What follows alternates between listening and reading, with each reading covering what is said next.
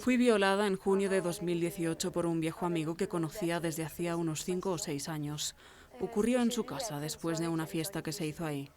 4 años después se hizo el juicio en el Tribunal Penal de París y a los 3 días él quedó absuelto.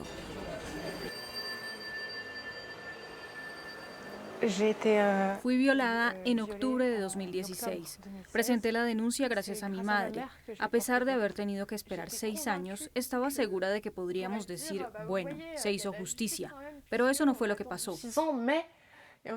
Honestamente, lo más duro fue verlo irse, porque uno piensa, hicimos todo esto para nada.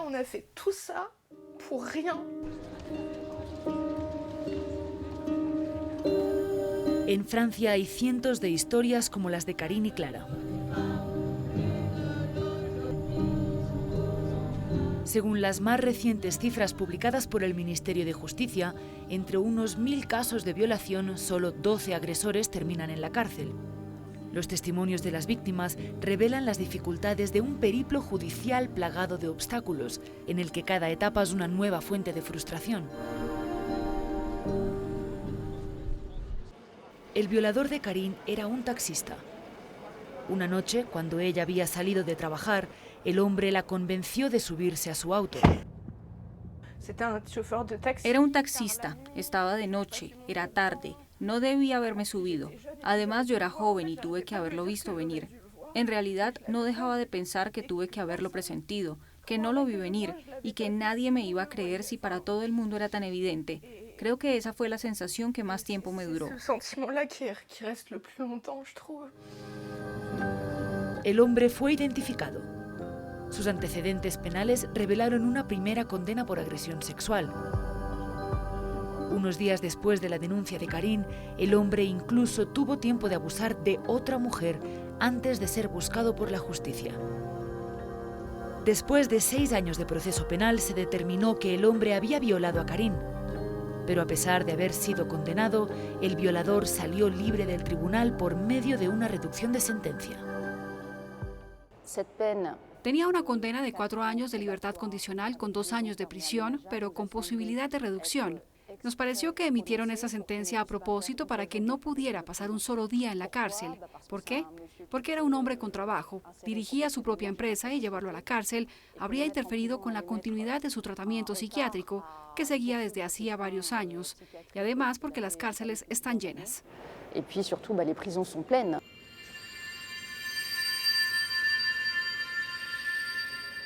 A la salida del tribunal, Karine desahogó su frustración en las redes sociales.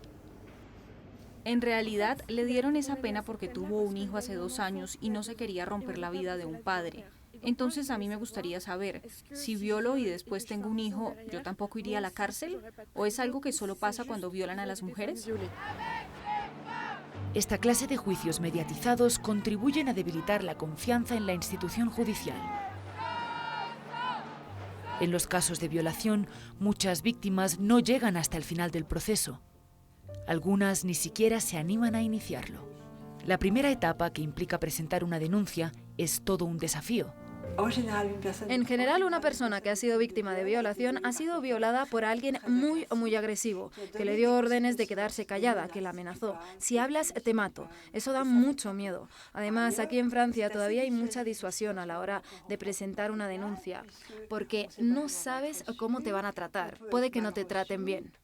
En febrero de 2022, una mujer fue a una comisaría parisina para presentar una denuncia. El policía, que la volvió a llamar al día siguiente, olvidó colgar el teléfono después de hablar con ella.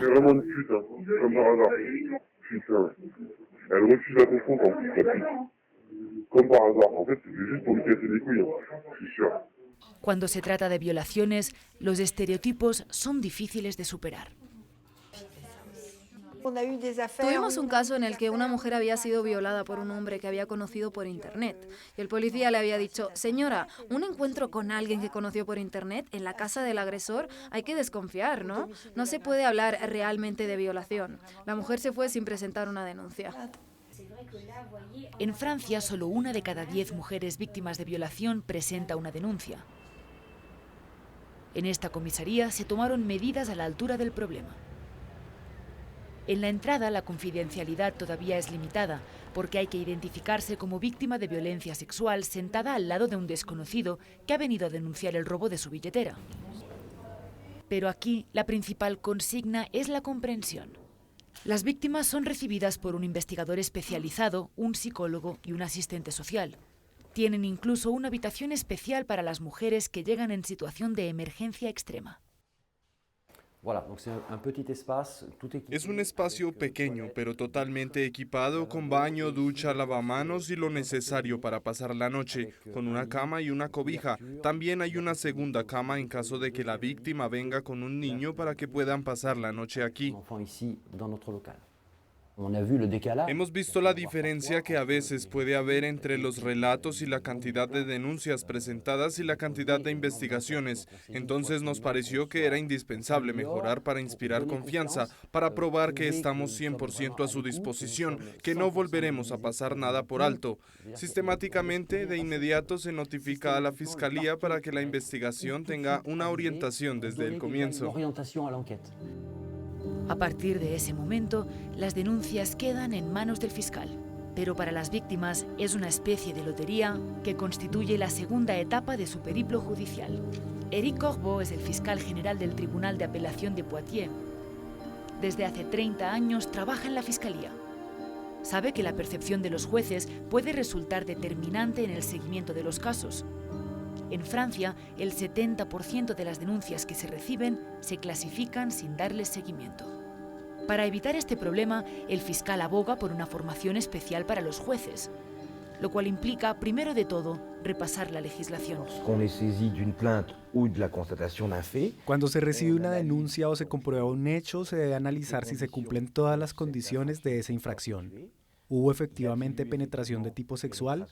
Y además hay que saber si esa penetración sexual se cometió bajo coacción, bajo sorpresa, bajo violencia o bajo amenaza. Así es como se debe analizar la ley para comprobar si es aplicable o no a los hechos que se nos presentan.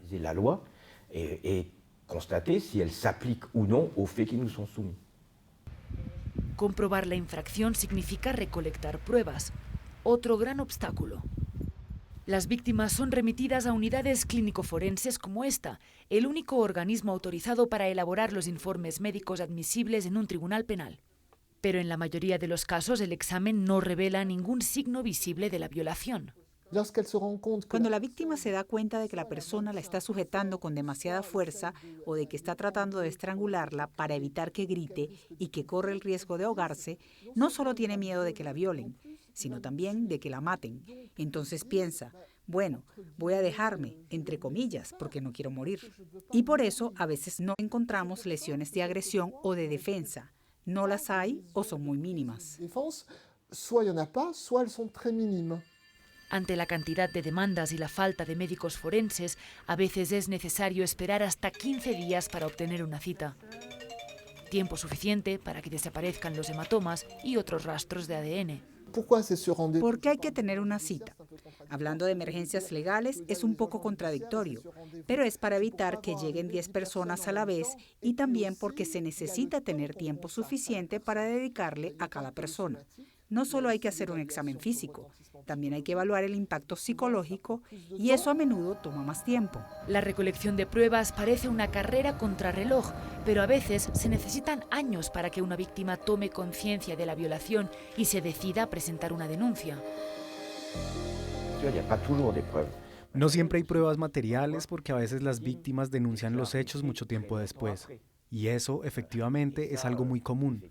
Pero en esos casos se buscan otras pruebas.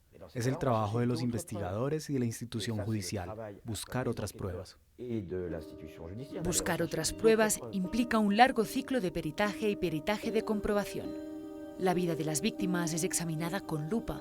Todas las personas de su círculo cercano son interrogadas y la investigación judicial puede resultar particularmente extenuante y larga. En promedio, el proceso tarda 6 años para una víctima adulta y cerca de 10 para una víctima menor de edad.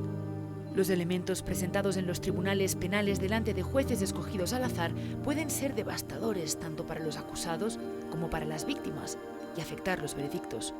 Los jueces lo saben. Para garantizar la condena de los agresores, a veces se propone una alternativa que roza el límite de la legalidad: correccionalizar los hechos. Los acusados ya no son juzgados por violación, sino por agresión sexual. Mi abogada me lo dijo como si la correccionalización fuera una etapa más del proceso. Le proponen como una especie de compromiso para las víctimas diciendo, mire, si no quiere esperar durante años y años y potencialmente quedar decepcionada, le proponemos esta solución. Yo no quería. No había sido una agresión sexual, entonces no quería que fuera juzgado como una agresión sexual. Clara también rechazó esa alternativa. Estaba convencida de tener todas las pruebas necesarias para ver a su agresor tras las rejas. El informe médico elaborado al día siguiente de la agresión registraba lesiones vaginales y anales compatibles con las declaraciones de Clara. Pero 4 años después, durante el juicio, la defensa obtuvo un testimonio. El de la exnovia del agresor, presentado por el agente de la policía judicial. Respecto a sus relaciones sexuales, él no insistía y era muy respetuoso. Ella precisó que él tenía un pene enorme y que ni siquiera le servían los preservativos XXL. El alegato se presentó para justificar la causa de las lesiones ginecológicas de Clara. La defensa logró sembrar la duda y finalmente el acusado fue absuelto. Yo estoy condenada de por vida. Siempre seré la mujer a la que no tomaron en serio. A pesar de haberlo hecho todo bien, me examinaron, me encontraron pruebas, les di todos los detalles que pude, les abrí mi vida, hice todo lo que había que hacer. Tras la emisión del veredicto, Clara trató de acabar con su vida saltando del balcón del Palacio de Justicia. La justicia y las asociaciones piden más recursos para poder mejorar sus servicios y desarrollar programas de formación. El objetivo es deconstruir los estereotipos sobre la violación, que con mucha frecuencia interfieren en los trámites y los veredictos.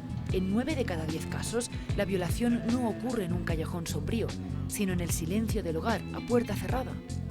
El violador es su esposo, su amigo, su colega, su expareja. Y a menudo los violadores no son conscientes de ser violadores. Según el Alto Consejo de Igualdad de Género, 1 de cada 3 mujeres en Francia afirma haber sido víctima de una agresión sexual o de una violación.